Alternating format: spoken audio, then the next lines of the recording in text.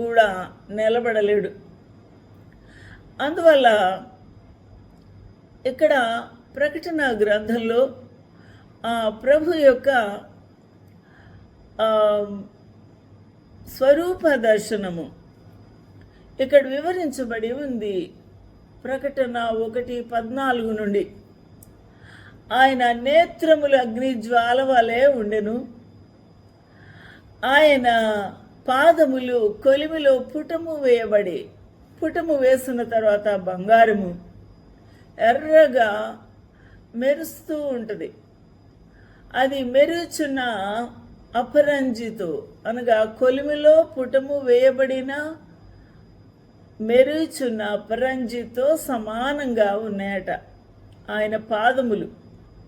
ఆయన స్వరము, ఆయన కంఠ స్వరము విస్తార జల ప్రవాహముల ధ్వని వలె ఉండెను.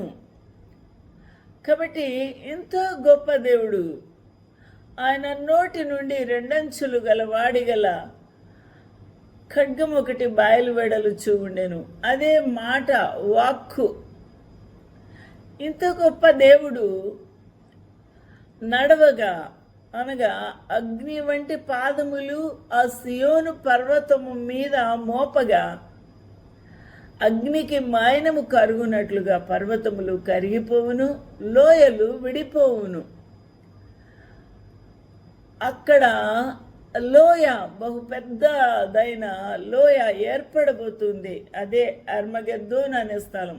అక్కడే యుద్ధ భూమి, సర్వరాజ్యములు కూడా సమూహంగా ఇశ్రాయేలు వారి మీద దండెత్తి యుద్ధమునకై వారు తలపడతారు. అక్కడ లోయలు విడిపోయినప్పుడు వాటము మీద పోసిన నీరు పారున్నట్లు అవి కరిగి పారును. లోయలు, మెట్టలు, కొండలు అన్నీ కూడా, రాళ్ళు రప్పలు అన్నీ కరిగి పారుతాయట.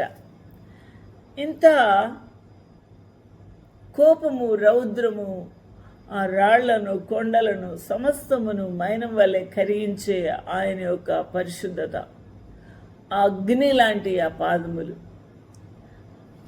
అట్టి దేవుడు ఎందువల్ల ఇంత రౌద్రం దాల్చాడు? ఎందుకు ఇంత ఉగ్రత మానవులపై, ముఖ్యంగా ఇశ్రాయేలీయులు, యూదులపై అని మనం ఆలోచన చేసినప్పుడు అక్కడ మనకు కారణాన్ని వెతికితే 5వ వచనంలోనే కారణము చూపిస్తూ ఉన్నాడు. యాకోబును చూసి ఏ మానవుడు